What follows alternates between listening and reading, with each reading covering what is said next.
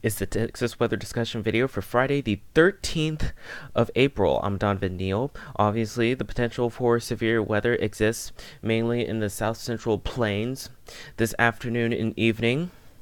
The rest of the weekend remains pretty dry and windy and sunny, and much of next week remains dry and windy. Let's talk about it. Hopefully we'll be able to answer your questions. Here's the upper air look here. That trough that's moving off to the east is moving off to the east, is setting the stage, as which will act as the lift for the potential severe storms later this evening.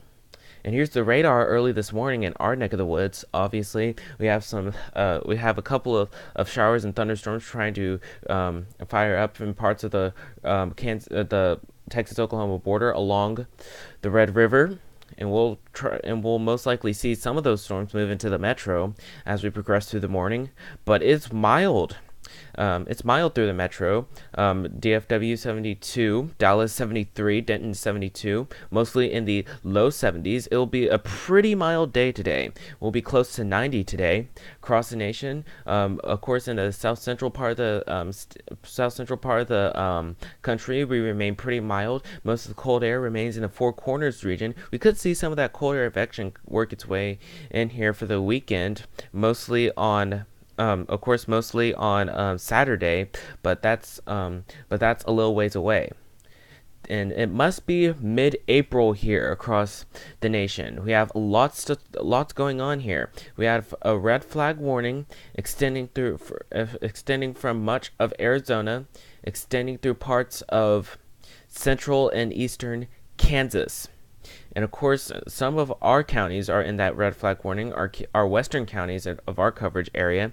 And we have a high wind warning associated with that for parts of West Texas, extending into parts of central New Mexico and to parts of Colorado and Kansas. And I see a blizzard warning for parts of Kansas extending towards Minnesota and parts of South Dakota. Surrounding that, we have winter weather advisories and warnings. And down here in our neck of the woods, we have a wind advisory for much of North Texas, including the DFW metro area, and that goes until 8. And to the east, we have some flash flood watches in effect for parts of Mississippi and parts of the lower Mississippi Valley. So lots going on here today. This is the convective outlook, which runs until 7 a.m. today through 7 a.m. tomorrow morning. We have a risk for severe weather defined from around Corpus Christi to parts of lower Minnesota, and that enhanced risk of severe storms includes parts of Lufkin, Longview, Texarkana, Shreveport, Little Rock, Kansas City, and parts of Springfield, Missouri. And that standard risk includes areas to the north of Houston, Waco, to the east of Dallas, Paris, to the east of Oklahoma City near Tulsa, and some of the adjacent areas. And that marginal risk includes the DFW metro area, includes Corpus Christi, Victoria, San Antonio, Austin, Galveston, Houston, and some of those adjacent areas. And that's mainly, and for our area, for our metro, and that's mainly to address the potential that there could be one or two thunderstorms that could try to go severe this morning. And I'll show you what we're talking about here. And this is the outlook for tomorrow. We have an enhanced risk for severe storms for parts of eastern Louisiana, extending towards northern Alabama, and that's well to the east of us. And on day 3, that risk shifts off to the east. This is the average rainfall for the next 7 days. Looks like this could be a big flooding issue for parts of the deep south, but down here we mostly remain dry. Maybe a trace of rain to maybe a hundredth of an inch of rain, but other than that we remain dry. Looks like big rains for parts of Alabama and Mississippi, where they could see 4.5 inches of rain in that area, and of course that could cause some flooding concerns. So let's talk about this thing. Hopefully we'll be able to answer your questions. Here's the GFS. This is the 06Z run valid today at 1 o'clock. We have troughing and just to the northwest of us, adding dynamic support for thunderstorms this afternoon and evening. We have a 989 millibar surface low near the Kansas-Nebraska border, and surrounding that, to the northwest of that, we have near blizzard conditions for parts of the Dakotas and some of the surrounding areas. But down here in the warm sector is where we're more focused on, with the potential for some severe weather. So let's talk about it. This is the This is the high resolution rapid refresh model at 10 o'clock this morning. And you can see that we have the potential. Of course, we will see a batch of showers and thunderstorms moving through. One or two of those storms could actually turn severe. And I don't think it'll be much of a severe risk, but mainly isolated pockets of large hail may be possible with some of the storms that do turn severe. And this is the radar at 7 p.m. This is the radar at 7 p.m. this evening. You can see most of the development of thunderstorms mainly takes place in eastern Texas, through much of central Arkansas, through much of Missouri. And for North Texas and for much of North Texas, we should remain dry. Now, could there be an isolated thunderstorm that could redevelop and turn severe over parts of North Texas? Yes, but not really likely in this situation. Here are the most unstable CAPE values at the same time at around 6 o'clock.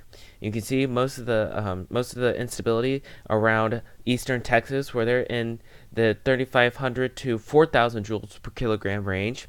Now, obviously, that's sufficient for severe weather this time of the year.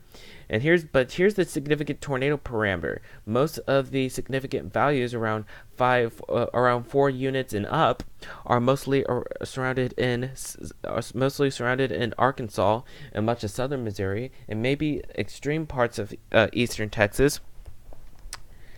And that obviously suggests a threat that there could be a few tornadoes in that zone, a couple of which could be strong, so be sure to be aware of that.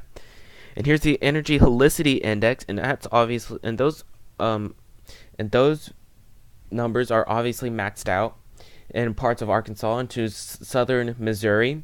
So it looks like this will be a low instability high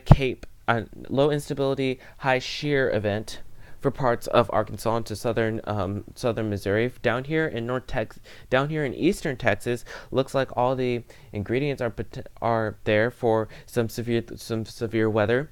Not maximized on the tornado potential, but all the ingredients seem to be possible for severe weather. Down here in North Texas, we could see one or two severe thunderstorms try to develop, and that would pose a risk for mainly large hail and damaging winds. And the tornado threat's low, but not zero for the DFW Metro. Now, as we go through, this is Saturday as the weekend begins. That activity pushes off to the east, and down here we remain dry, again with very windy conditions, highs in the mid-70s. Sunday, of course, dry again, highs in the low 80s. We start the day in the mid-50s. And here's Monday of next week. Monday, we still stay sunny and very windy with highs in the upper 70s. Same thing on Tuesday, and same thing on Wednesday. Again, we stay pretty mild with highs in the upper 70s, low 80s. And Thursday, we have pretty much the same deal with a mix of sun and clouds. And a week from today, Friday the 20th of April, we have troughing just to the northwest of us, and down here, we pretty much remain dry. Have a 992 millibar surface low that could bring the potential for strong to severe storms along that area. Could actually bring some drought-busting rains for parts of the panhandles into western Oklahoma. Finally, it's been forever since they have some rain right there.